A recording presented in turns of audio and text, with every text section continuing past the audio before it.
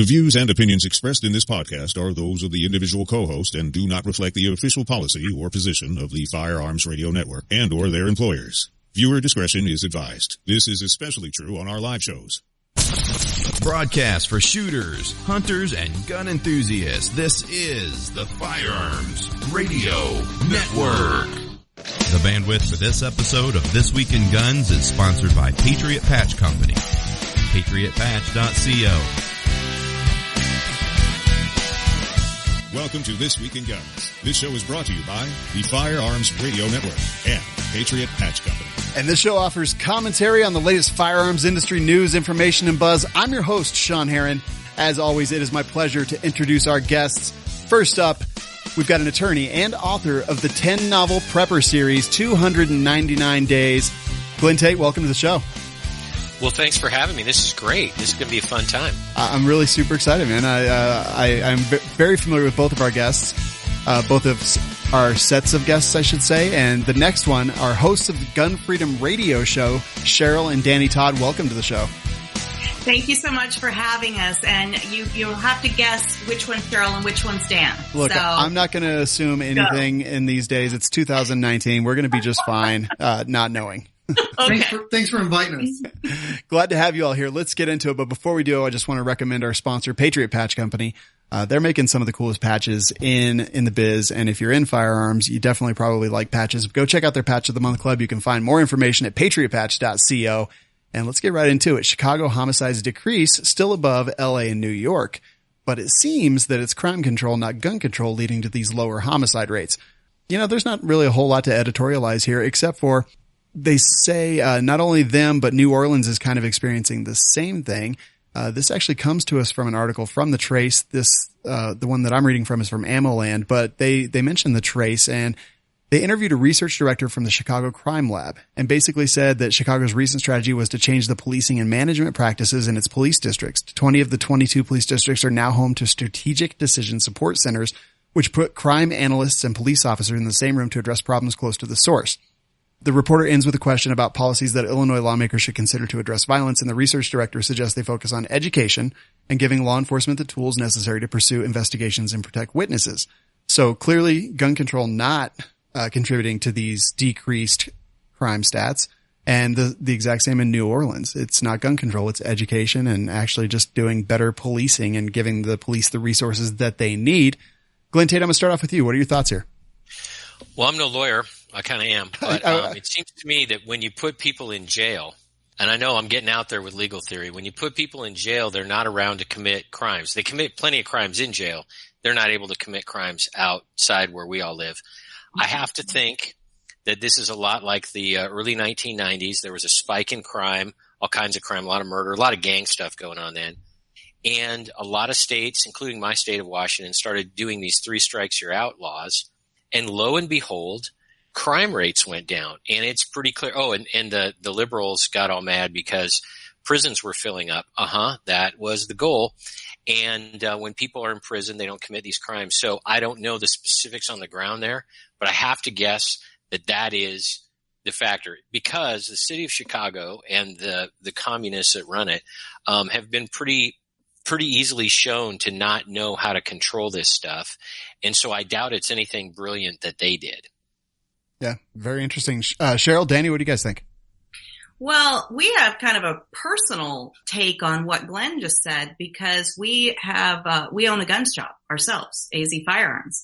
And so we had someone come in over the holiday season and asked to see if a firearm, just like everybody else that walks in the door and asked to see a firearm. The second it touched his hand, he ran out the door with it. Right? What? So shoplifting, but felony shoplifting, because it's a federally regulated item that he stole. So he was a little clumsy, fell, scraped himself up, right? So he was easy to find. The police went and found him, arrested him, put him in jail, and he within 24 hours, you know where he was? Back on the street. In front of our store. Wow. Back in front of our store, now harassing and pushing one of our customers, harassing our staff, And so we called the police again, and he was arrested again because now he's got, I think it's felony trespassing. And guess where he was within 24 hours. He's out again. One thing I like to say, though, the Avondale Police Department, where our story is, they're amazing. From the minute he grabbed the gun to the time he was arrested was 10 minutes. Oh, wow. It was unbelievable. Yeah. Good response. Yeah. And, but they're not, that's the problem. That why don't they enforce the laws we already have and go through with them? Why are people just let out when they commit a felony with a gun? Yeah. I can't even answer it. Glenn? The prisons are pretty full. I was a substitute judge just kind of for fun, which was a blast, by the way. It's called a judge pro tem. And I learned a lot. And I'll never forget when I was doing my first docket, right? My first time on the bench. I'm getting my robe handed to me by the judge I'm substituting for. It was supposed to be this big, monumental, grand, glorious moment. And don't put a lot of people in jail because, we don't have any space for them, right? So anyway, there's that. And then the other thing, but about the criminals coming back and everything, and I have a question if I may. I mean, I don't mean to take over the show or anything, but for Cheryl, and that is, I understand from some friends of mine who run a gun store that when someone is clearly a felon trying to buy a gun and it, I've heard stories from gun stores. They call the local police who can't really do anything. They call ATF, and ATF is kind of too busy. As I understand it, and I'm curious what you guys think, if you catch somebody red-handed who's a felon trying to buy a gun, kind of nothing happens to them. I mean, is that right? Well, I'll answer that for Cheryl. We're seeing recently the ATF are following up on denied 4473s, which all through the Obama administration, they never did. But we're seeing if they're denied, we usually get a phone call to follow up, get a copy of it. They want a copy of the 4473, and they are approaching these people. So that's kind of good news. But it's very frustrating when a person comes in and they're denied. Yeah, the lack of follow-up that we've experienced, because we've been in business for 12 years now, and we've never had anything like this happen before. So it was such a weird little series of events. But it is encouraging that at least we're seeing there's some follow-up on people that have come in and tried to purchase a gun. Because one of the things the antis have touted for so long is, the background check has prevented, they love that word, prevented some big old number of people from purchasing firearms. And that is not the case, because what happens is, somebody comes in, they do the paperwork, they're denied, and nothing was prevented. They just realized, oh, that avenue is not open to me. I'll go to a different avenue, like, stealing out of cars or breaking into people's homes or, things of that nature. Yeah. But, with this story, the funniest part for me, which really isn't funny, is that he was released under his own recognizance because he's trustworthy, right? Clearly not a problem.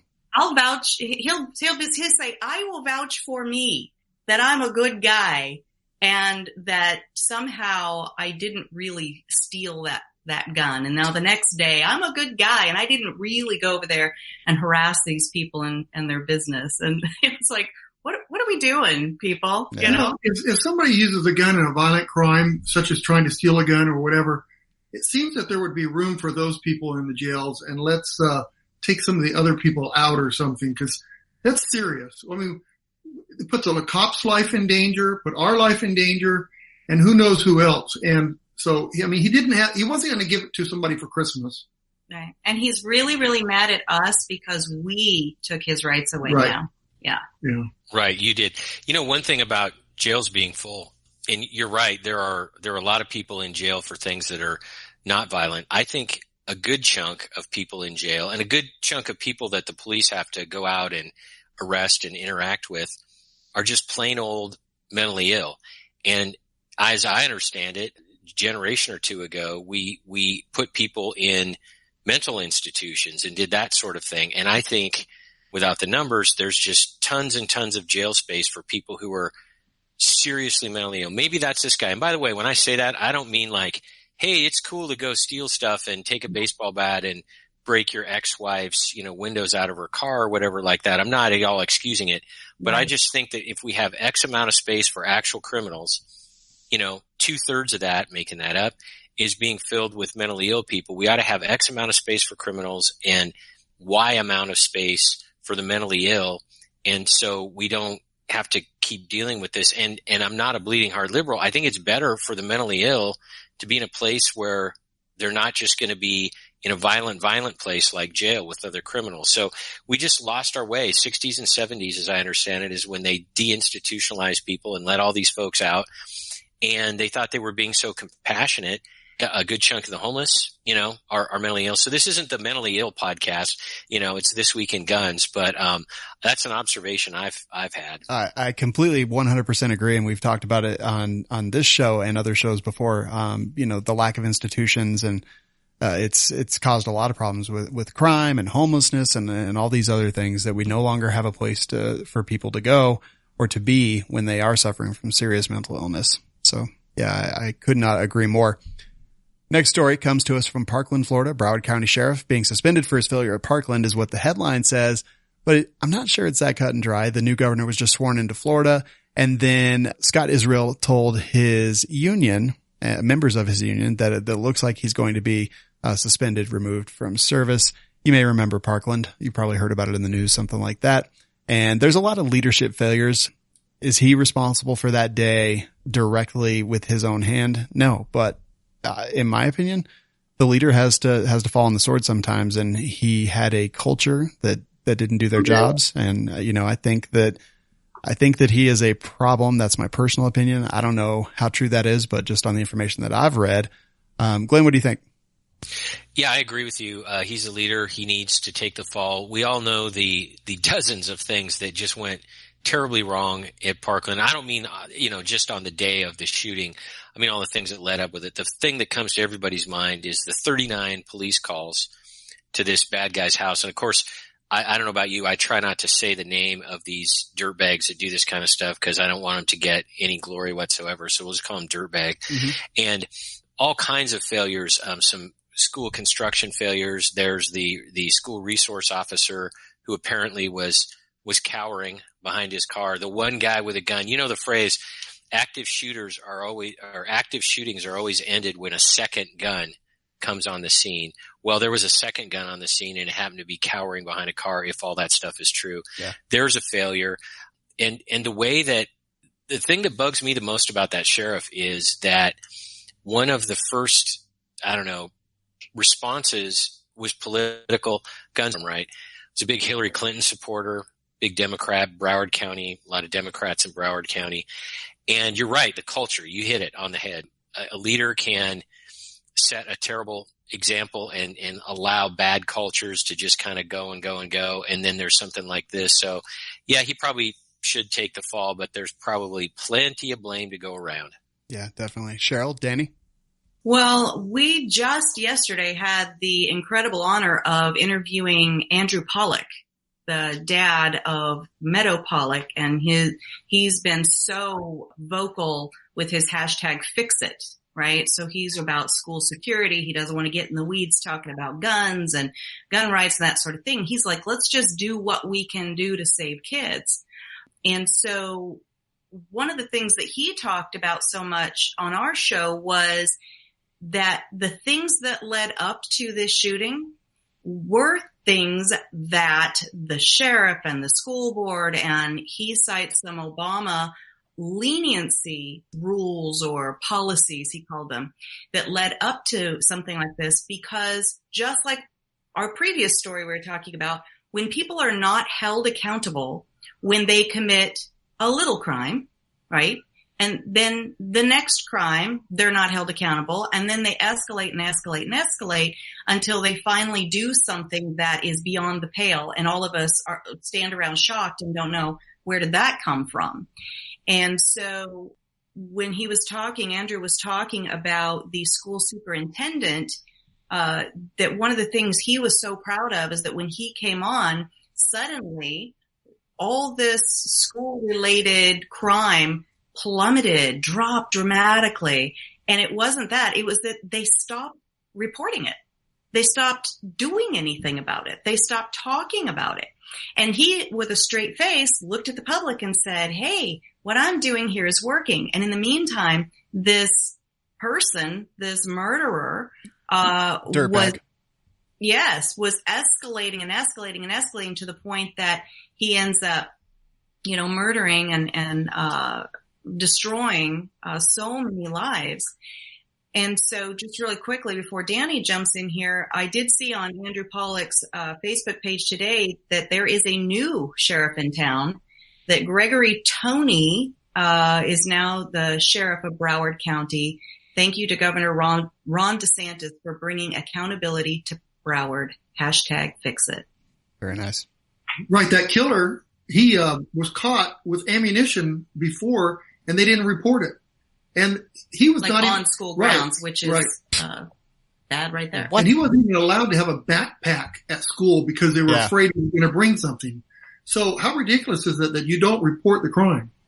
Yeah, I can't even. Yeah, it's completely annoying, and the whole situation is good. But I personally really do believe that the previous sheriff was a huge problem, just in that whole entire culture that lived there. And Glenn said it. The first thing he did was talk about something political after this, and he started covering his butt probably before the shooter was even stopped. So, yeah, point fingers somewhere else. That's exactly the opposite of leadership. Yeah, exactly. Washington gun dealer legally defies new law barring 18 to 20-year-old buyers from purchasing guns. Now, Glenn, this comes from your backyard here, so I would love to hear your thoughts on this, and if you don't mind summarizing it, I'd appreciate that as well. You bet. And I'll start off with some very cogent and complicated legal analysis, and that is Neener, Neener, Neener. And that's what we say to the anti-gun people who wrote this initiative. So Washington, which by the way, used to be pretty cool when it came to gun rights. And like a year or two ago, things started going south. There was this dumb initiative about, no private sales, which we may talk about in a different context. And that kind of got the ball rolling. There have been a lot of Democrats and socialists really that have moved into the Seattle area for all the tech jobs, and they've really kind of messed up the demographics here. But anyway, or the voting here. Mm-hmm. So this year, or in November, there was a terrible, so-called reasonable gun control initiative on the ballot, Initiative 1639. One of the things it did was, speaking of Parkland, it said that you had to be 21, not 18, to own, quote, semi-automatic assault rifles. And a lot of people, by the way, that voted for this initiative have since at least told me personally, like, I didn't know it was in it. I thought it was just the 18-year thing. It was many, many other things. So here's the funny part. It was January 1st that it goes into effect, so you're not supposed to sell, long guns or semi-automatic rifles or whatever to anyone under 21. So Linwood Guns, a gun store that I know of actually, sold firearms and is selling firearms to people under 21. How are they getting away with it? This is the beauty. This is the Neener part. Well, it turns out that the definition of what a semi-automatic assault rifle is that then attaches to this ban on sales if you're under 21, it's not going to be defined until July 1st. So from now to July 1st, there's no definition of what a semi-automatic rifle is. And so you can't be thrown in jail or fined or whatever for selling something the government hasn't defined yet. That would be void for vagueness. So it must have looked really easy to Bloomberg and whatever lawyers he hired, right? We'll just do an initiative in Washington. How hard can it be? They didn't connect all the dots. They didn't think this through about the effective date, which I find hilarious. So, hey, if you're under 21 in Washington State, go buy guns while you can. Yeah. What was the name of the place again? I definitely want to make sure they get their deal. Yeah, Linwood Guns. Yes, Linwood Gun and Ammunition. So good for them. I think that's great. Cheryl, Danny, what do you guys think? Well, I absolutely applaud them for not only understanding and knowing that this is still okay for them to do. And, you know, the whole Neener is so appropriate here. But I think that's part of the problem is that so many people don't know. You know, just like Glenn was saying, people that he knows were like, oh, I didn't know that that's what was in it. And whenever I hear people saying, you know, there's this big percentage that they like to throw out in the media that of people that Americans believe that we need tougher gun laws. And I was thinking, tougher than what?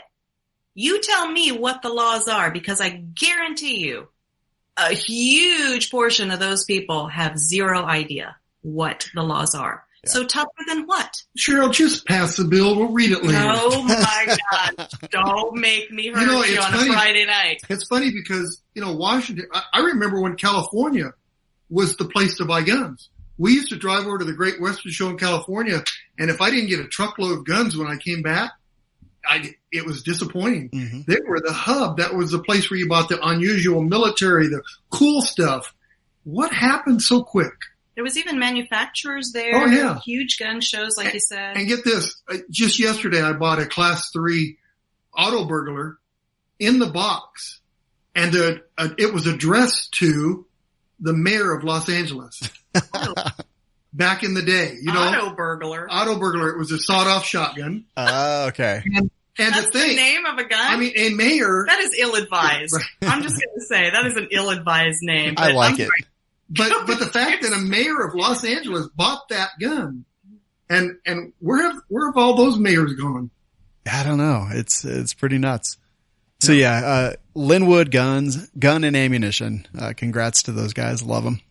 Next story, Dr. sues FBI and ATF for denial of a gun purchase over medical marijuana use. I mean, it's not even the first time that this has happened. It's the first time, I guess, maybe it's happened with a doctor. So he has a medical marijuana card. It is to treat PTSD, which is pretty commonly used for. Went in to buy a gun. I'm a little bit unclear on how this went, but it says that the clerk at the gun store asked him some questions, which indicates that maybe he was filling out the 4473. But anyway, 11E, are you an unlawful user or addicted to marijuana or any other narcotic? He said yes, and the guy refused to sell him the gun, and now it's going to be going to court, and it looks like there's some politicians that are interested in this as well. And, I think I don't know. I want to hear your thoughts. Cheryl, Danny, why don't you guys start this one off for us? I'll start this one. The federal law says you can't use marijuana. Mm-hmm. Okay. So if federal law says you can't use marijuana and you want to come in and buy a gun and the form says that you can't, they need to change that because it's very hard on us. I mean, we've had people that accidentally dropped their medical card while they were filling out a 4473, which to me is like set up or whatever. Mm-hmm. But pass a law to get it off the federal books so that people that are using marijuana legit can buy a gun. Because, I mean, I use an inhaler. It's a drug. So it's lawful for me to use that because I get a prescription. So if marijuana is prescribed to somebody, right. Why wouldn't that be legal too? Mm-hmm. Exactly. No, I agree. So yes, there's two layers to it really. If they would take the marijuana off of the schedule of drug class that it's on, mm-hmm. that would solve the problem right there, right? Because you're filling out federal paperwork using a federally controlled substance. Those two things can't work together. Yeah. Congressman Thomas Massey out of Kentucky, yes. We actually interviewed him yesterday too. This is so interesting. Two of our guests hit hot buttons for us tonight. He had suggested, I think he actually put a bill out there, suggested just taking the question off of the 4473 mm-hmm. about marijuana. Because if the fear is that someone is going to not be in their full capacity when they're around firearms, well, you can own every kind of liquor there is. You can drink every kind of liquor there is. Inside of your home, you can have liquor that you're drinking and guns, right? If you go out in a bar, then you can't have all those things together. But there's no logic to the argument that, well, if you have guns or you have any access to guns, then access to marijuana is then somehow, like a crazy idea that we haven't ever seen any comparative examples of in society. And, I mean, they just changed the form in the last year to actually even go further on marijuana to add the warning, the use or possession of marijuana remains unlawful under federal law regardless of whether it's been legalized or decriminalized for medical or recreational purposes in the state where you reside. So, I mean, they clearly changed it. And you're right, he did draft legislation to just remove that question completely. Glenn, what are your thoughts on this? Well, you and I live in states where marijuana is 100% legal as a matter of state law, Colorado and Washington. Mm-hmm. And I'm sure it's true in Colorado too, but in Washington state, you can't throw a dead cat and not hit a marijuana store, it seems like. I mean, it's everywhere. I mean, it's like a somewhat common Christmas gift even, right? And so a lot of people in Washington state, not me, by the way, because, I mean, I don't have huge things against it really. I just choose not to do it. I mean, I don't need distractions in my life. And so anyway, a lot of people are probably users of marijuana and they think it's legal under state law. So I get the legal thing that's out there, which is under federal law, it's illegal. And I nod my head and I say, yeah. But here's my big question. And that is, you're watching TV and there are all those ads for prescription drugs. Like, do you have like itchy skin? Take this. And then they give you all the warning and the side effects, explosive diarrhea, bleeding out your ears, suicidal thoughts, right? Yeah. That's what I'm getting at. Extreme depression, all these other things. And I don't know how often that really happens, but I know this. There are probably a lot of other medications, and I'm going to count marijuana as a medication for this, that produce really bad side effects. And I notice, ATF doesn't seem to worry about those. Now, it'd be too hard, I guess. They can't have like 7,000 different drugs listed on a thing, and are you using these? But I don't think the only people who are on a medication of some kind who probably shouldn't have guns are just people who smoke marijuana. Medical side too, there are a ton of people that have the medical marijuana cards. They're not really needed anymore. But anyway, there are a lot of people affected by this more than you would think. And so I don't know. I can kind of see it. I really don't want people who are high all the time buying guns. But then again, I catch myself and I say, hey, when we're talking about restricting gun ownership, we have to be really, really sure that it makes sense. So this is rare for me. I'm undecided, but I note that those prescription drugs, have all kinds of weird side effects. Yeah. It's really hard with the marijuana thing. I don't use marijuana. I've never used it. I'm a pro-rights guy. So how do I stand there and say, you can't have marijuana, but you leave our guns alone, right? Yeah. Like you either are for freedom or you're not. And I'll tell you, removing it from the Schedule 1, it would empty out those jails a little bit, like Glenn said, once those cases start coming back. Mm-hmm. Yeah, I don't know. I'm like Dan. I don't have a horse in that race. I've never used it, so yeah. I don't care specifically about that, but I just think if I'm an adult and I'm allowed to make decisions for my life and my body, this thing grows out of the ground. Why are people's lives being destroyed and liberty being restricted over that? But we can distill all kinds of different things and turn it into liquor, and we know that liquor changes people's behaviors, and that's still okay. And it's not prescribed. I don't think anybody's prescribing liquor. So. I'm with you. And the warning label on marijuana would be just caution, may want Cool Ranch Doritos. So yeah, I think that's a not bad side effect, in my opinion. So I hope that this goes somewhere, and, it's going to happen. That's my thoughts on this. Like, this is going to happen. It's federally going to change, and that's going to lead to some big changes. But I know everyone's going to push back. I voted to legalize it here. I don't use it, but I also think that our jails are full of people that were doing victimless crimes, especially stuff that involved marijuana, and I'm not down with it. Now, I will say here in Colorado, from what I've been able to garner, and this is all anecdotal, is that we've had a pretty big influx of homeless population around the dispensaries and things like that. So it's definitely not been great, but I would vote for it over and over and over again because, like you guys, I'm all about, freedom and decriminalizing silly stuff. Right. And the deal is, like, if a person walks in my store and he smells like alcohol and he's a little weird, I'm not going to sell him a gun. I'm going to tell him to come back. Same with the marijuana. If they smell like marijuana, I'm going to say, hey, look, we can't sell you a gun, and move on. So if you smoke marijuana, if they do legalize it and you smoke it and you do a crime with a gun or you have an accident with a gun, then you're fully responsible for that, just as if you would with alcohol. But we don't need that rule. We don't need to say you can't buy a gun if you have a marijuana card. Yep, I agree. Coming to us from Boulder, Colorado, only 342 weapons have been certified in mass non-compliance to Boulder weapons ban. So basically what they passed a thing that said if you have I'm using air quotes and sarcasm with all due intent, assault rifles that you have to come in and not register them, but get a certificate for them. They don't track the certificates, or so they say. They just keep a written tally of how many people come in and do it, but they give you a certificate. So if that you're caught with air quotes and sarcasm, an assault rifle, that you have to present the certificate. Otherwise you face penalties and things like that. So it is a university town. It has a population of 107,000 people. And, I know friends that I'm pretty sure have more than 342 AR-15s and semi-automatic rifles in Boulder.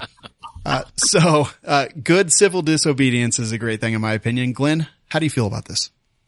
Well, it's interesting that this is the sort of the lowest, weakest form of registration. I still don't, approve of it or think it's a good idea. Merely getting a certificate, probably like one of those, participation trophy things that all the millennials get. But anyway, so there's the weakest form of registration. And in Boulder, Colorado, you can only get 342 people to comply with it, because I think as much as we make fun of hippies and all of that other stuff, a lot of them, kind of have it down. I mean, there are left libertarians, those kind of dope smoking folks that still don't trust the government and still believe in a lot of freedoms. And, I love that. That's cool. I mean, we may vote for different people and eat different food and listen for music. But hey, I mean, if you're pro freedom and you're pro guns, right on. This just, I think, is the rock bottom test for gun registration. If you can't even get 340 people in a liberal town, super liberal town like Boulder, out of 107,000 to even get their little certificate, then this can't work anywhere. You could not construct an easier test to succeed at than this, and they failed miserably. So, good on you, Boulder hippies. I'm totally down. It's just a few hours north of me, and I know they've actually got a big gun culture up there. We have listeners that come down to visit the studio during range days and things like that. And yeah, the big gun culture up there, which is surprising for all the reasons Glenn said. Now, Cheryl and Danny, thoughts here? Yeah, you know what? Let's save the officials some money. Instead of making an 8x11 certificate, just give everybody a gold star. I would like that. Yeah. A little gold star. And I really think my idea of what they're doing, I just heard about this and what came to my head, this is a test to see if they can get away with a registration. Yeah. Okay. If they don't get any resistance from this, they're going to go to the next step. Yeah. They don't want to revolt. They want to do it smooth and easy. So that's what I think. Absolutely. And what I would add to that is it has got to be so hard to be a Democrat right now if you value the Second Amendment and your rights to self-defense and your gun rights, because like the whole time they're saying, yay, go team, we're winning. They are losing or threatening to lose an entire hunk out of our Bill of Rights, the Second Amendment, because in the last Congress, there was the H.R. 5087, the assault weapons ban bill, that pretty much listed by item, gun by gun, the ones that they were going to ban. And it was pretty much anything semi-auto rifle, not just rifles, pistols, and not even just pistols, shotguns were on this ban. And the people that I talk to that are Democrat, that are liberal, were like, oh, it's not going to go anywhere. And I said, well, okay, it's not going to go anywhere right now, because at that time the GOP still had the House, the Senate, and the presidency. Well, now the Democrats have the House. What if in 2 years they have the Senate and the presidency? Well, they take that little bill off, they blow the top layer of dust off, reintroduce it, and there's no stopgap. There's nothing to keep it from moving forward. How many people signed that? 176 elected officials put their name to that abomination against our rights. And so now that we're in the 116th Congress, I think we are now, that just yesterday, I think, is when a new one was put out, and it was, again, the usual suspects, Blumenthal and the lady from California. Everybody knows her name, and it just Feinstein, yeah. Feinstein, thank you. And I haven't read it yet, but they're calling that a a re-up of the 2017. So I don't know why they're not referencing the 2018. But again, sometimes they do these things, the politicians do these things because it messages their base, but it's safe because they know it can't go anywhere because they know that the Senate and the president are not going to sign this thing. But there are some Republicans that have signed on to the one that was introduced yesterday. Yeah, I saw that. We're not safe ever. No. It's like termites constantly trying to eat away at our rights. Unless you're in a Huntsville, Alabama nightclub where a security officer named Toya stops a man shooting an AK-74 or whatever outside of this club. So this guy gets kicked out, goes out in the parking lot. He's mad about it. He gets an AK-47. He starts firing it indiscriminately as he walks towards the front door of the club. He's shooting it into cars, doing a lot of different things. And this security officer, she's just pretty kind of unassuming girl. She stalks him around a car. She shoots him, puts him down, then decides that she's going to run back into the club, get her trauma kit and tourniquet, and come out to treat him. By the time she gets out, he's already hopped into an unidentified car and left. And then in the news article, she speaks very clearly and lucidly about what she did, why she did it.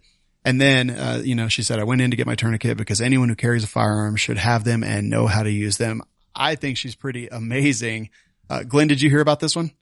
Yeah, I did. And I just thought, how many stereotypes are broken here? Women aren't tough. Women can't shoot people and all this other stuff. She's amazing. And I love the part about having a trauma kit if you're going to have a gun. I don't personally live by that rule. I have a trauma kit in the truck, so it's not on me at all times. But heck yeah. And once again, you've got an active shooter, and the reason that active shooting stopped was when a second firearm showed up. And this security guard, and from the pictures in the newspaper, she seems, pretty young. Mm-hmm. She's way more brave and competent and clear thinking than the school resource officer we were talking about earlier in Parkland. Yeah. So good on you. I would, I'll probably never be in Huntsville, Alabama, and I don't really go to clubs, but, right. I appreciate this. This is cool. And you know what? Here's something else that's cool. People will hear about this club and they'll realize it's a safe place to be because she's there, and maybe they'll have an uptick in business. So that's good too. So mm-hmm. I think it's wonderful. What a great story. And you know what? I bet it's not getting a ton of national coverage. It's in an Alabama TV station's website. Okay, cool. Yeah. But we're not hearing about this all over the place. But if somebody does something stupid, then we hear about that for days and days. So yeah, this is a great story. There's good news out there on occasion. Yeah, I was super pleased. Danny and Cheryl, what do you guys think of her? I think she's amazing. I did see the clip and I was so impressed with her poise. Even the way she spoke, you can tell she's highly trained. And I think that is so important and so vital when we are trying to protect our Second Amendment rights, that we are doing everything we can to be part of the solution so that we aren't, we have to be more polite than everyone else. We have to be more aware than everyone else. We have to be more trained than everyone else because there's a responsibility involved in carrying a firearm, just like she said about having the trauma kit. Mm-hmm. I thought that was brilliant. That was beautiful. And it paints all of us gun owners in such a great light that, not only are we ready to protect lives by using force if we have to, but we're ready to save lives if the need presents itself as well. What I thought of, I always keep $60 in my wallet. If I shoot an active shooter, I'll go down and buy a kit for him and bring it back, and hopefully everything. Just joking, guys. Come on. You could order it on Amazon and maybe it comes in 2 or 3 days. Yeah. Maybe you could do that. Yeah, exactly. No big deal. Oh man. I'm in trouble now. I know that, but nope, it's good. It's good. I'm actually happy to say that I did track her down and I booked her on my other show, We Like Shooting. She'll be on our next episode. So I'm really looking forward to talking to her. That's awesome. Yeah, she's pretty great so far. And, I think we need people who don't fit the normal stereotypes to kind of break out of that. I think it's fantastic. And my favorite quote in the entire article is the very last line. She said, "Thankfully, he's still alive today. One day he's going to have the opportunity to make better choices." Yes. Wow, yeah. She's awesome. I love her. Never met her, but I love her. Yep. Agreed. Moving on, House Dems plan to introduce bill to criminalize private gun sales. I think, Cheryl, you just alluded to this, that 5 Republicans also put their name on it. This comes to us from Breitbart, and yeah, they want universal background checks. And I can say, coming from Colorado, where universal background checks have existed, and I think only 2 people have been charged with them. They were both add-on charges just to, further put charges on them so that they couldn't get rid of all of them or plea bargain their way out of all of them. Both were dropped in Colorado. So really this universal background check that has inconvenienced law-abiding gun owners, as most of these things do, but a nationwide one where you can't even gift your child a firearm or anything like that. Glenn, have you heard of this? What do you think? Yeah, and it's the same thing that we have in Washington State that I was mentioning earlier. And it's just been a colossal pain. It's dumb. It doesn't do anything. I note that quite a few counties in Washington State, you got Seattle and the metro area, and then everywhere outside of there are 39 counties. There are probably 4 that are really liberal. And in those other 35 counties, including the county I live in, the sheriff has said, I'm not enforcing that law. The local prosecutor has said, I'm not prosecuting that law. And that's pretty universal. So it's really just a liberal zone only law. The problem is that, it could be you could be prosecuted for it if, I don't know, you get a new sheriff or something like that. It's just, it's not doing anything. You hit the nail on the head. It's an add-on charge after somebody has already done some other stuff. Feel good nonsense. Pretty good example of that. So I don't have much of an opinion on it because it's kind of a nothing thing other than an annoyance and a infringement on liberty. Yeah. And we'll do exactly what it's done in these states. A national one will do nothing for anything. Danny, Cheryl? Well, in Arizona, we don't have any of those type of laws. And what problems do we have? Is there a rampant people buying guns illegally? No, there's no need for that law. It's not going to solve anything. And you're right. It is a tack on, and they'll say, well, we can't get them for this, but you know what? We can do this and we can do that. So somebody will give a gun to a relative. They might get pulled over. They see the gun. Where'd you get it? My brother gave it to me. And now they've got something on the guy. It's ridiculous. Yeah.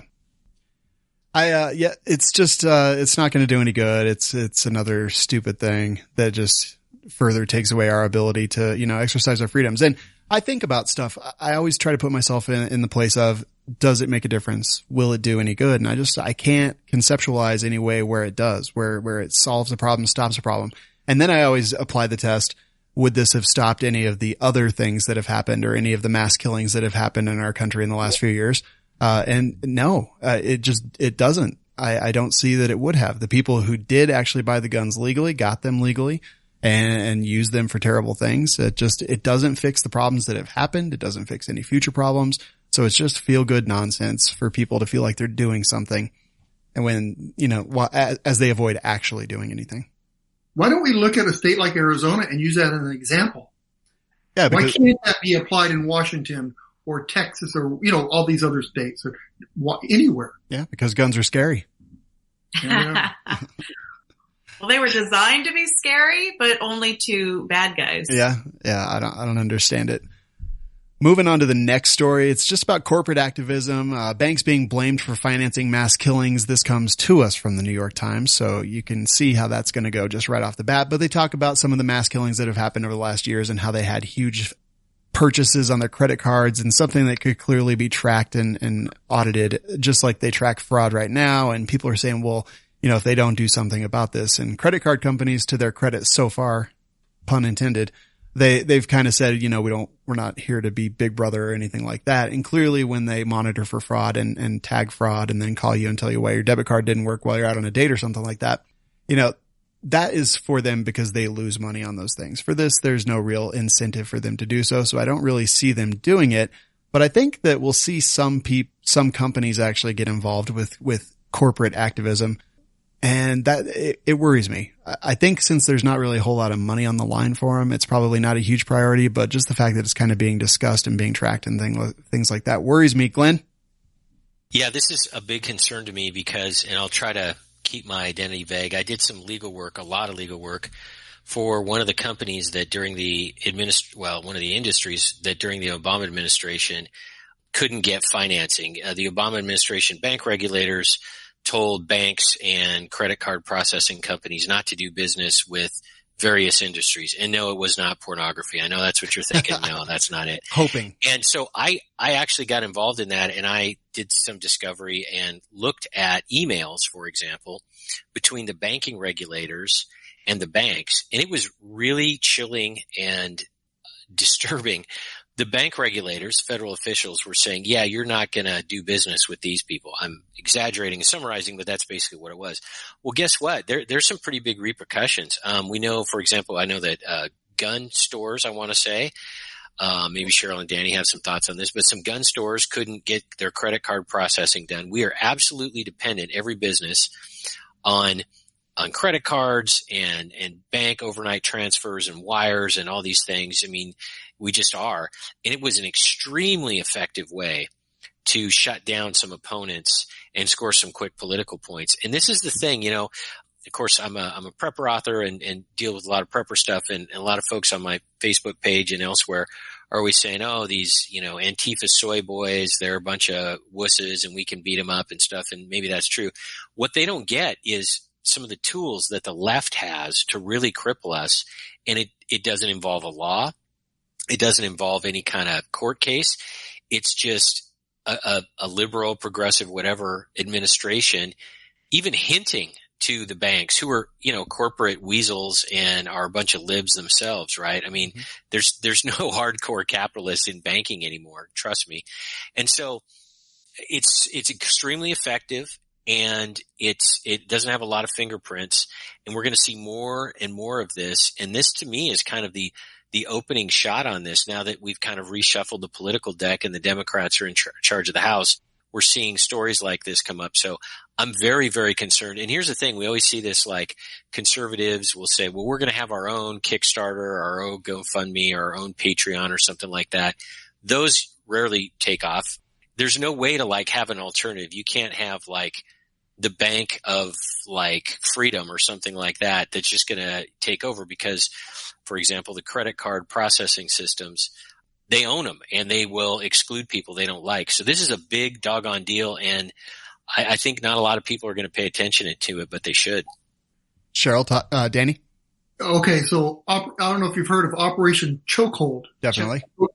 Choke point. We were actually part of that. I mean, we have been denied loans. We were affected by it. We weren't part of it. Right. I have a almost as high as you can get credit rating. We had been banking with a bank called Chase, and we had been banking with them for several years. Went in there to get a loan. They said you'll be approved in 24 hours. I got a call before I even got back to the store, 15-minute drive, said my loan was denied. So one of the managers there that was going to give me the loan called me and told me that it was because of the firearms. Now, it's truth. They chased us out. Okay. Chase Bank did that. Now, we went to a local credit union, and I'll say the name, it's Desert Financial. They have been sweethearts to us. They know we do guns. They love us. They gave me a loan that I didn't even ask for. So they're really good people, and there are some good banks out there, but these credit card companies, it's almost impossible to get a good credit card company that doesn't either charge you extra fees or whatever. But now I'm getting that with my insurance company. They don't want to insure firearms anymore. So my insurance went up $2,000 this year for 12 months. Yeah. And so they're doing that. And Eric Holder was so much involved in that Operation Choke Point. It's very, they can squeeze us out. Yeah. Because what do we do if we can't do credit cards? Yeah. It is a big deal. Then we go to cash only businesses like the marijuana businesses everywhere. Oh, Chase told me right after I applied for that loan and they denied it, that if I made a deposit over $2,000, they were going to close my account. Ever.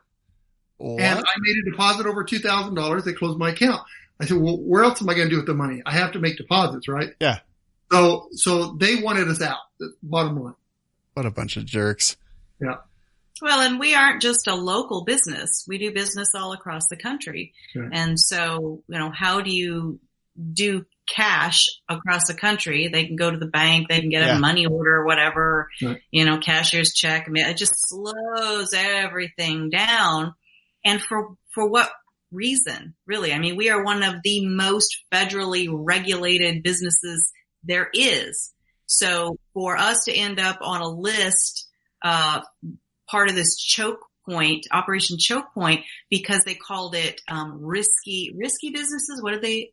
Glenn, do you remember what it was called? Yeah, it was like high risk industries or something like that, where there was a high risk of scams and fraud, and I don't see that with gun stores. I mean, if I sell a gun to somebody in another state, it has to go to a dealer in their state. Yeah, it's so stupid. But even there's no way that you can fraud a credit card if they got to sign for it at the other end, do a 4473. I mean, if I was a credit card company, that's the kind of business I would want because they're safe and trackable. True. Exactly. From point A to point B, the whole thing is traceable and trackable. It's just another way, and this article that had come out to talk about, do you know that credit card companies are sort of complicit with these mass murderers?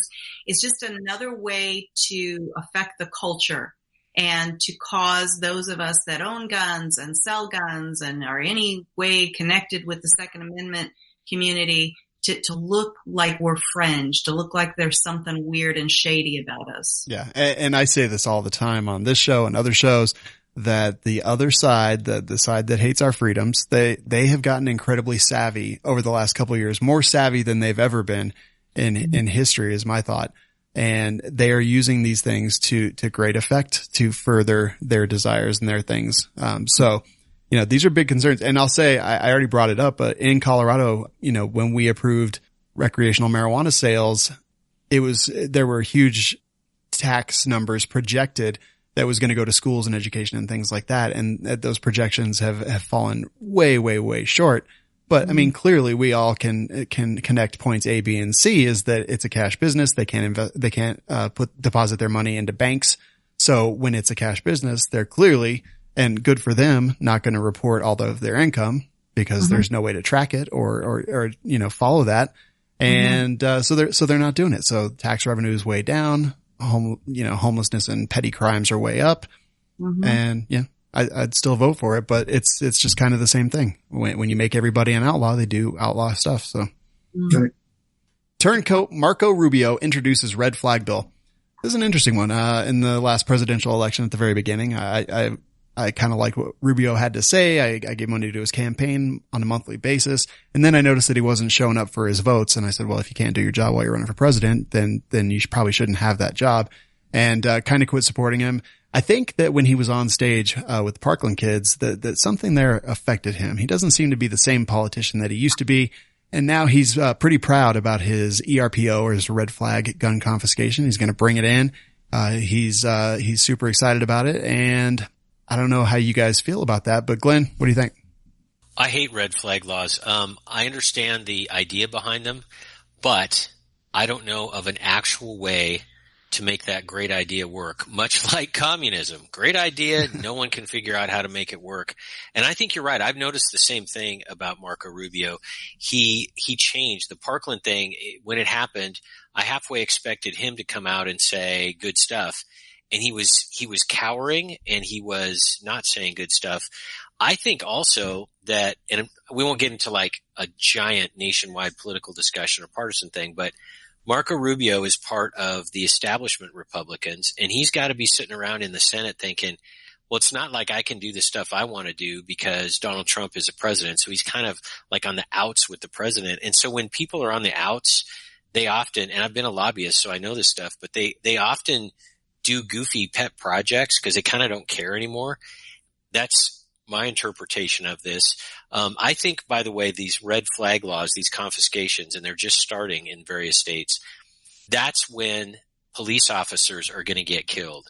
And we're going to see a lot. The more red flag confiscations we see, the more police officers we're going to see being killed executing those things. And I don't want any of that to happen, but that could be one of the things that really gets, tease this issue up, because right now it's policy papers and stuff like that and words and paper. When a lot of police officers start dying, and it's very noticeable why they're dying because of these laws, things are going to get crazy. The libs are going to get more lefty and we're going to get more angry. So I hate these laws, and I'm really disappointed in Marco Rubio, but I've worked in and around politics for a long, long time, and the more you know, the more you think they're all a bunch of scumbag lying. All the stuff people say, people don't know anything about politics. They're like, yeah, all politicians are scumbags. And you listen to them and you go, well, how would you know? Well, let me tell you, I've been in it and they're right. So anyway, on that note, we've always said, anyone who wants to be a politician shouldn't be allowed to be a politician. It should be a matter of service, not that they just want that thing. Exactly. Cheryl, what do you think? So the red flag laws are so insidious and so dangerous and can be used for so many wrong things. So period, end of story, right? Take, for example, suppose you're in an abusive relationship, right? And you're trying to get away from your abuser. Well, if your abuser knows that you can protect yourself, all he's got to do is red flag you. Now you're going to be disarmed. You're going to be easier prey. Right. Same thing can happen with the domestic or what is that? Order of protection that people put against each other. But the main thing that bugs me about the red flag laws is it's one of these feel goods. It's one of these well-meaning. Probably Marco Rubio in his heart, he's thinking, well, if they had red flag laws, they could have stopped this kid from going in there and murdering the high school kids. So he probably has some well-meaning motives behind it. But if somebody is so dangerous, why are we only removing one tool that he could use to harm others? Why is it just about guns, right? I mean, people use all kinds of different things to harm one another, knives and pressure cookers, they make bombs out of them and their cars and all that sort of thing. Why aren't they possibly taking the person, the human, into custody, which sounds, horrible too. It is horrible because why? Because there's been no due process and we don't really even know if there is a danger to others or to self. Yeah. Well, we had a customer once that had over 90 guns and he had a stepdaughter living with him. And she said he abused them. And so the Goodyear Police Department took all their guns away. And then he had to sell them. So we sold all the 90 guns for him. And about 6 months later, she confessed that it was just made up. So look what that did to him. I mean, he had guns on there that they were just beautiful guns. And he lost them all because somebody said, they didn't prove, somebody said that he had done wrong. Really.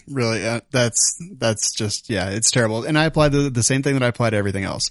Would this have stopped any of the big events that we've heard about in the last few years? Nope. Doesn't look like any of that would have worked. They knew that the Parkland guy was gonna hurt people. They knew it. They had all the opportunities to remove it. This wouldn't have stopped it. Is there any version of this law? And Glenn, you talked about this. There's no version of this that doesn't eliminate due process. And therefore I just don't think we can have it. I say this all the time. If you would sacrifice freedom for safety, you don't deserve either. And, I don't think that anyone has ever said it better. I think we're actually at our time limit, but before we go, I definitely want to give you guys the opportunity to, talk about all the stuff that you guys do and where everyone can find you. Cheryl and Danny, I want to start with you guys. What's all the stuff you're interested in and how can people find you? Well, we wear several hats. We own 3 businesses. One is the gun shop. I'll let Dan talk about that. We have AZ Firearms. We're a local shop in Avondale, Arizona. We have about 1,300 guns, and we specialize in collectible guns. We also want to help people that are new in the field and help them get guns the right way. We advocate education, that kind of thing. We have a full-time gunsmith and that sort of thing. We also have an auction house, Pot of Gold Estate Auctions, where we auction off guns, coins, jewelry, antiques, collectibles, cars, boats, all the fun higher-end stuff that you might find in a person's home when it's time to downsize, that kind of thing. And then, of course, our radio show, Gun Freedom Radio, that we co-host. So Dan gets to say hello and you're allowing me to talk right now. Goodbye. Yeah. That's why I probably talk so much this time because she doesn't have the rope to tie me up with right now. She didn't put the collar on. camera. I have to play nice. One of the fun things that we do on our show, we have a responsibly armed citizen report that we do, and we talk about people that actually saved someone's life or saved a victim from a problem. So it's good to have. Absolutely. It's a 2-hour weekly show. It's an interview-based show just like this. So we reach out to experts in their field and, we get a chance to kind of pick their brain because I know what I'm thinking. I want to know what they're thinking. But it's been a really tremendous opportunity to get to know some incredible people. And when anyone tries to paint the firearms community, really whatever that is, as something shady or seedy, I'm like, all right, just go to my guest tab on my webpage, gunfreedomradio.com, and just peruse it. The best people you'd ever want to know in your life. So awesome. So gunfreedomradio.com, you just said, and where can we find the other two things online? azfirearms.com for the gun shop and potofgoldestate.com for the auction house. And all the social media, there's all that out there as well? All of that, Twitter, Instagram, Facebook, probably others. We have a team because that is a full-time job right there, just doing social media. So awesome. Thank you guys so much for joining us. Totally appreciate it. Thank you very much. Glen Tate, what do you do? Where can people find you? Yes, sir. I wrote a 10-book prepper novel series called 299 Days, and it's at 299days.com. It surprisingly success. I just sat down and started writing stuff. I know nobody believes me, but I just sat down and I just had these ideas. I'd never written fiction before. I didn't know how to write fiction. And I have all these amazingly cool friends that I've met that I don't even know why they're my friends. And it's just a story of the connection of all of us and a collapse, a partial collapse. By the way, nothing weird, nothing racial, nothing kooky, no conspiracy theories. And it has been enormously successful, about 200,000 copies. And that's pretty crazy. And so that's my main gig. I have a day job, as I mentioned, as an attorney, and I do that. And then my wife, and I like Cheryl and Danny's, the couple vibe is always so cool because we need more of that. And so my wife, Shelby Gallagher, who's sitting here right here with me today, by the way, she just went on a run, came back. She is a prepper author and has a 3-book series called The Great State. And it's prepping and it's a female perspective, but not like a Jennifer Aniston cry kind of movie kind of female perspective. It's like the legitimate real woman perspective, being tough and needing guns in a prepping scenario. We have a show called Prepping 2.0. It's both a podcast and it's on all the usual outlets. And it's also a radio show. We're on a couple stations now. We just got signed up in Salem, Oregon yesterday, as a matter of fact. And the radio part of this keeps growing. And it's a show about the next level of prepping. We talk about prepping 1.0 is having some beans and bullets, and you got that AR-15 and that's great. And we're not being sarcastic. That is great. The next level, get some radios and work with your neighbors and get water stuff. So it's that next step. And then I have a project that'll be coming along this year called PAM, P-A-M radio, not ham radio. And it's practical amateur radio. It's all the stuff preppers need to know, but no equations and no trying to talk to Greenland when the ionosphere has some correct conditions or, that kind of stuff. It's not the hobby part. It's the practical part. And that keeps us really, really busy. Shelby and I tomorrow will be doing a book signing in Beaverton, Oregon, which is going to be fun. And because that's where a lot of her stuff comes from. She came out of Portland. So it's a great time to be alive right now. We have some battles to fight. We have some liberty to go get back. And I'm just really, really glad this network that we have, and I mean network in a small sense, Firearms Radio Network and all these podcasts and the YouTube channels. And we're getting the word out. We're doing a magnificent job of getting our message out, especially to our people. And when times get really bad and people realize that a lot of stuff that they counted on doesn't work anymore, they're going to come to us because we're the ones that have stuff figured out. We're the ones that are going to have the electricity going. We're the ones that are going to be able to take care of ourselves, defend ourselves. That's a huge part of prepping. I mean, it's not about beekeeping and, growing turnips and stuff like that. That's all great. Somebody's going to come to your house, steal your turnips, steal your bees, which I guess is dumb because they'll sting you. Yeah. And then you have to fight back. So that's why I'm a a huge fan of the Second Amendment. I've needed it in the past, and Shelby, my wife, has needed it in the past. And so it's a personal thing. So that's what we do. It's where we can be reached, and we are so thrilled to be on your show. I'm thrilled to be on I'm looking at Shelby, so I'm saying we right now. So I know she's there in spirit and presence as well. I own all 10 of your books. I've read the first 2. I need to get busy and read the rest, but thank you very much for being here. I really appreciate all of our guests tonight. You guys have been wonderful, and I can't thank you enough. Thank you so much. Bye-bye now. So this show, This Week in Guns, produced by Kenny Ortega, and is a production of the Firearms Radio Network. Thanks to everyone for tuning in, dialing in, downloading, whatever it is. We'll see you next week.